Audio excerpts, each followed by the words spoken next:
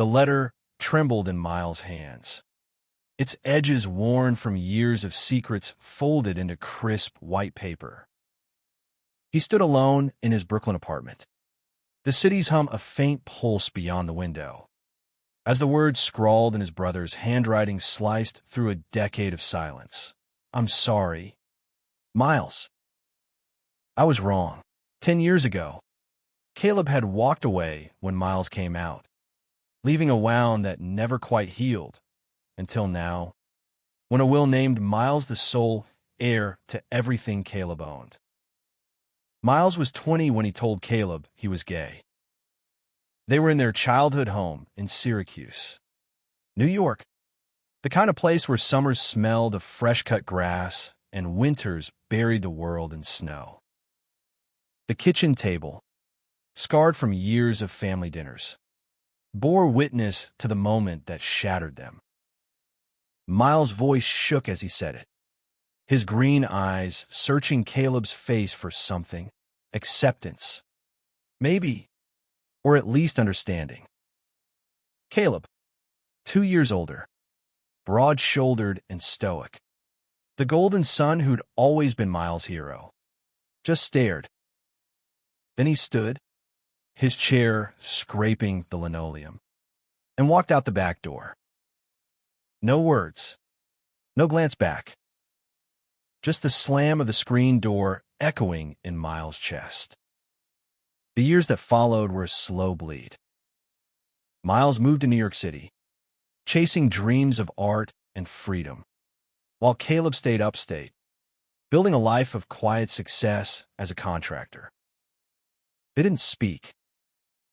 Holidays passed with their parents' strained excuses, and Miles learned to bury the ache under late nights at galleries and fleeting romances. But Caleb's absence was a shadow, always there, dimming the edges of every joy. Now, at 30, Miles stood in his small apartment, the letter from Caleb's lawyer clutched tight. Caleb was gone, killed in a car accident 2 weeks ago, at 32. The will, enclosed with the letter, was simple. Everything Caleb owned, his house, his savings, his contracting business, went to Miles. No explanation, just a scrawled note in Caleb's hand. Tucked inside, I'm sorry, Miles. I was wrong. The words burned. Why now? Why after 10 years of nothing?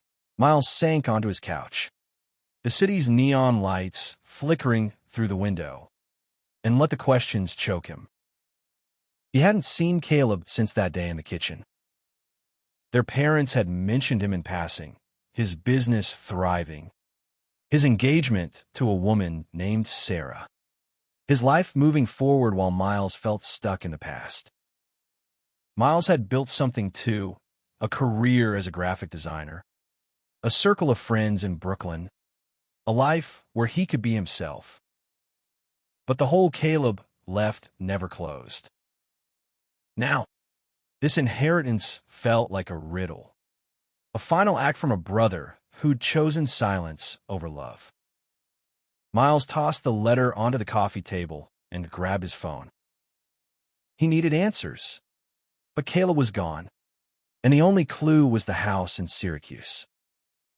He booked a train ticket for the next morning, his heart a tangle of anger and grief.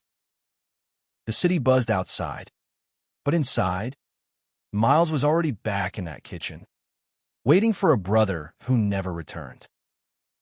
The train to Syracuse was a blur of autumn trees and gray skies.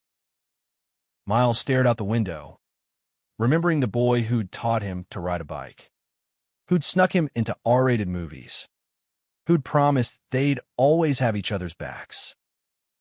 Caleb had been his anchor, the one who made sense of a world that often felt too big. When Miles came out, he'd expected resistance from their conservative town, maybe even their parents, but not from Caleb.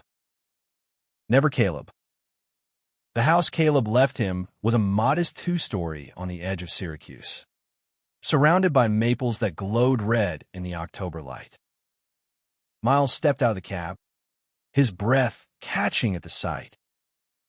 It was the kind of place they'd dreamed of as kids, sketching houses and notebooks during long summers. The key from the lawyer fit perfectly, and the door creaked open to a life Miles hadn't been part of. Photos lined the mantel, Caleb with Sarah, Caleb with their parents, Caleb alone on a job site, his smile as familiar as it was foreign. Miles wandered the house, each room a piece of Caleb's world. In the study, he found a locked drawer. The key was taped under the desk, as if Caleb knew Miles would come looking. Inside were letters, dozens of them, addressed to Miles, never sent. Miles' hands shook as he opened the first one, dated a year after their fight. "I don't know how to fix this," Caleb had written. "I was scared. Not of you, but of what it meant. I'm trying to understand." Each letter was a confession, a map of Caleb's regret. He wanted to reach out, but didn't know how. He'd gone to therapy, read books, try to unravel the shame that made him walk away. Miles read until dawn, tears blurring the pages, each word a bridge to a brother he thought he'd lost forever. Miles stayed in Syracuse, sleeping in Caleb's guest room, surrounded by his brother's life. The letters painted a picture of a man wrestling with his mistakes, but they didn't explain the will. Why everything? Why now? Miles needed more than words on paper. He called Sarah, Caleb's fiancée, whose number was in the lawyer's file. She agreed to meet at a coffee shop downtown, her voice soft but guarded. Sarah was kind, with warm eyes and a quiet strength. Over coffee, she told Miles about Caleb's last years. "He talked about you," she said, stirred her latte. "Not at first, but after we got engaged, he opened up. He said he failed you." Miles' throat tightened. Sarah described a Caleb who'd changed, attending pride events in secret, donating to LGBTQ plus charities, trying to make amends without knowing how to face Miles directly. "He was proud of you," she said. "He followed your art online, saved every article about your exhibits." Miles didn't know what to feel. Pride? Anger? Grief? He asked about the will. Sarah hesitated, then said, "He changed it last year, after he got sick." Sick? Miles' heart stopped. Sarah explained, Caleb had been diagnosed with a rare heart condition, treatable but unpredictable. He'd rewritten his will, naming Miles as his heir, as if giving everything was his way of saying what he couldn't in life. Back at the house, Miles dug deeper.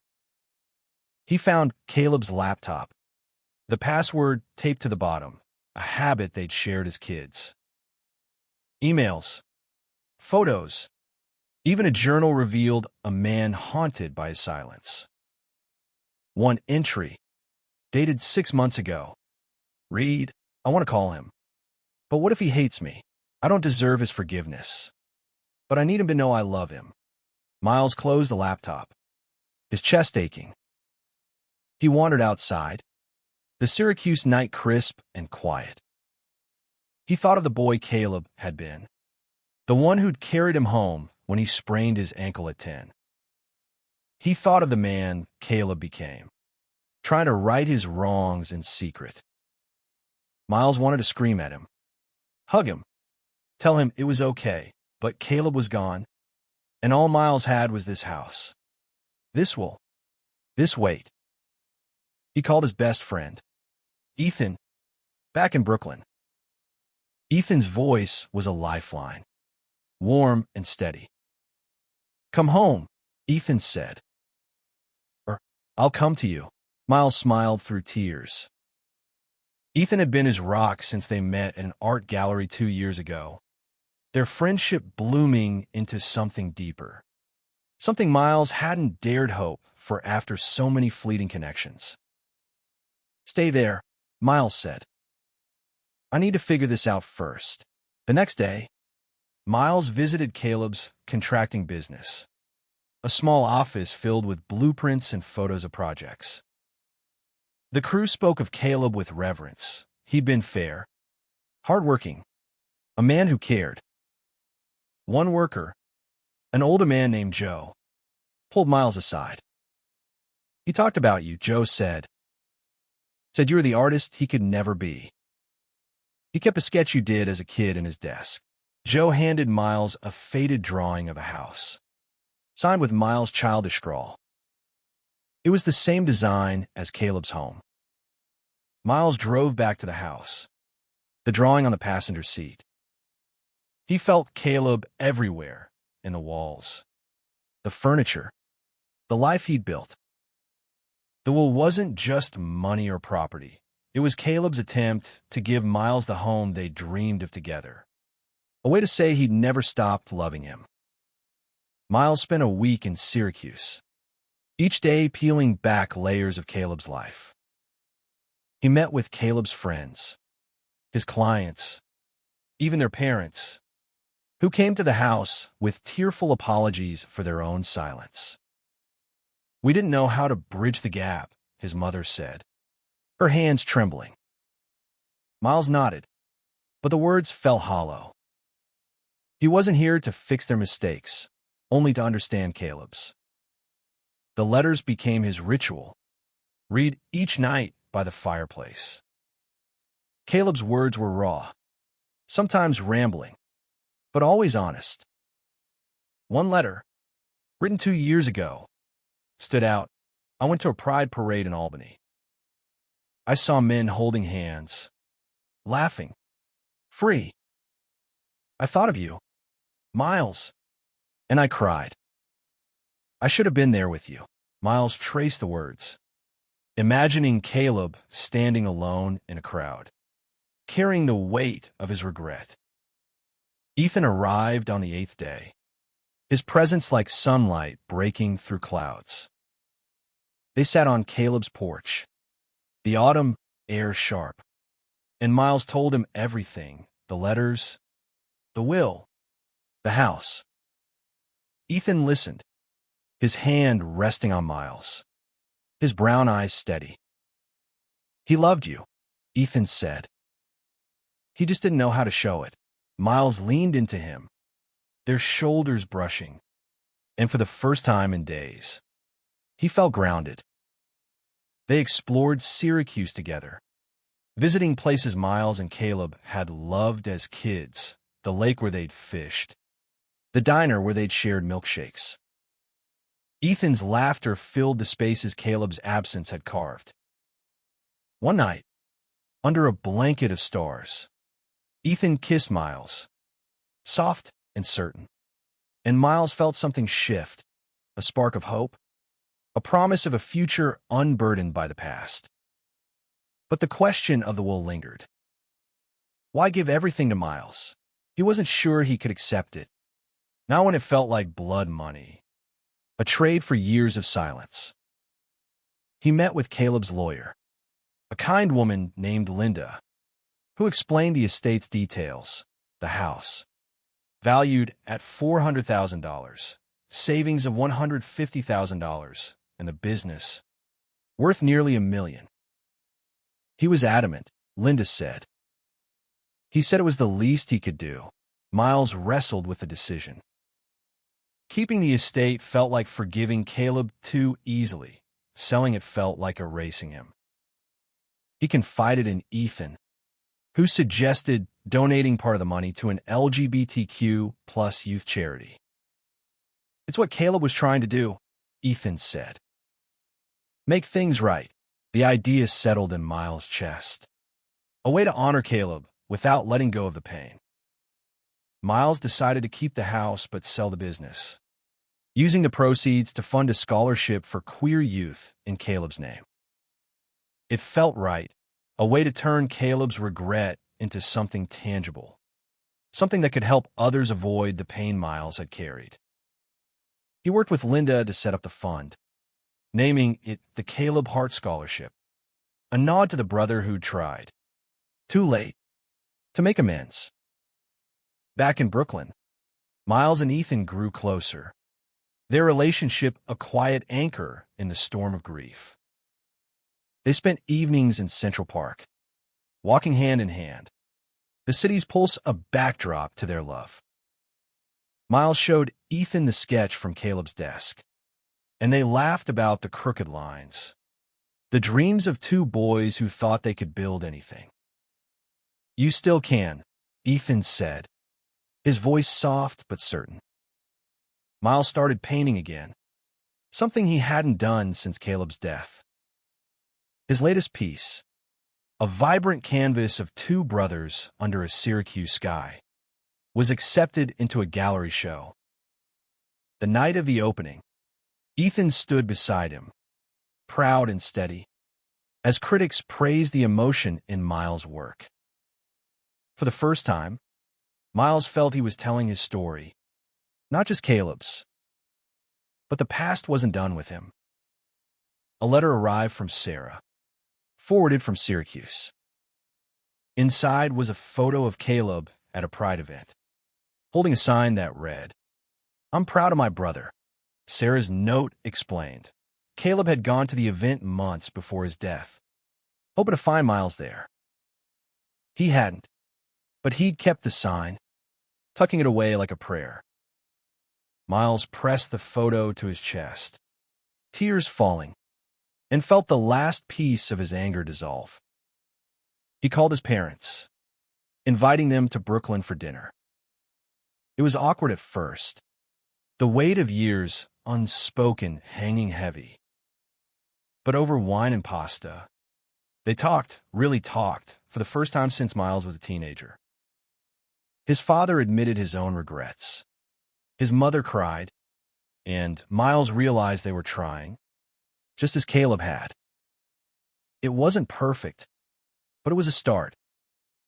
Miles and Ethan began planning a trip to scatter Caleb's ashes at the lake where they'd fished as kids. It would be a goodbye, but also a beginning, a way to carry Caleb forward without letting his mistakes define them. The night before they left, Miles dreamed of Caleb, young and laughing, promising they'd always have each other. When he woke, Ethan's arms around him, Miles knew it was true. The lake was just as Miles remembered, clear water lapping at a rocky shore, framed by pines and the distant hum of Syracuse. He and Ethan stood at the edge, the urn heavy in Miles' hands. He'd expected to feel angry or sad, but instead, there was peace. Caleb's ashes caught the wind, scattering across the water, and Miles whispered, "I forgive you." Ethan squeezed his hand, and they stood in silence, the lake holding their history. Back in Brooklyn, Miles threw himself into the scholarship fund. He partnered with a local LGBTQ+ center, meeting young people whose stories echoed his own, kids kicked out, shunned, searching for a place to belong. The fund's first recipient, a 17-year-old named Javier, wanted to study art, just like Miles. At the awards ceremony, Javier hugged him, tears in his eyes, and Miles felt Caleb there, somehow, in the moment. His relationship with Ethan deepened, rooted in shared dreams and quiet nights. They moved in together, a cozy apartment in Williamsburg filled with Miles' paintings and Ethan's books. One evening, as they cooked dinner, Ethan proposed a simple question. No ring, just love. Miles said yes, his heart full, and they laughed through tears, planning a future that felt like a gift. Miles kept Caleb's house in Syracuse, visiting when he needed to feel close to his brother. He turned the guest room into a studio, painting scenes of their childhood, each stroke a step toward healing. The scholarship grew, funded by the business sale and donations from Caleb's old clients, who honored his memory by supporting Miles' vision. But healing wasn't linear. Some days, Miles woke angry, missing the years he and Caleb could have had. He'd call Ethan, or paint, or read one of Caleb's letters, and the ache would ease. He learned to hold both love and pain, to let them coexist without breaking him. 2 years later, Miles stood at the altar, Ethan across from him, their hands clasped under a canopy of flowers. The wedding was small, in a Brooklyn garden, with friends, family, and Javier, now a freshman at art school, in the front row. Miles' parents were there, their smiles tentative but genuine. The vows were simple, raw, a promise to choose each other every day. When Ethan kissed him, the crowd cheered, and Miles felt Caleb's presence, not as a shadow, but as a light. The Caleb Hart Scholarship had grown, supporting dozens of queer youth across New York. Miles spoke at fundraisers, sharing his and Caleb's story, turning their pain into hope. His art career flourished, each piece a testament to love, loss, and redemption. Critics called his work transformative, but to Miles, it was just truth. He and Ethan visited Syracuse every summer, staying in Caleb's house, now their second home. They'd walk to the lake, talk about their future, and dream of kids, a family, a life built on the ashes of what was. Miles kept Caleb's letters in a box by the bed, reading them when he needed to remember. The pain never left, but it grew softer, woven into the fabric of his joy. One night, under the Syracuse stars, Miles told Ethan about the will, the house, the letters, all of it. "He gave me everything," Miles said, his voice steady. Not the money, not the house, but a chance to forgive him, to love him again. Ethan pulled him close, and they stood together, the past and present entwined. Miles' last painting, unveiled at a gallery in Manhattan, was titled Brother. It showed two boys under a starry sky, hands linked, a house in the distance.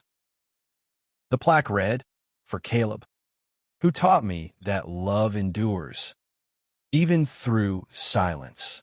The crowd wept, and Miles, standing with Ethan, felt whole. The will had been Caleb's final act, a bridge across a decade of pain. Miles had crossed it, not to erase the past, but to build a future where love won. He looked at Ethan, at the life they were creating, and knew Caleb was with them in every step, every brushstroke, every heartbeat.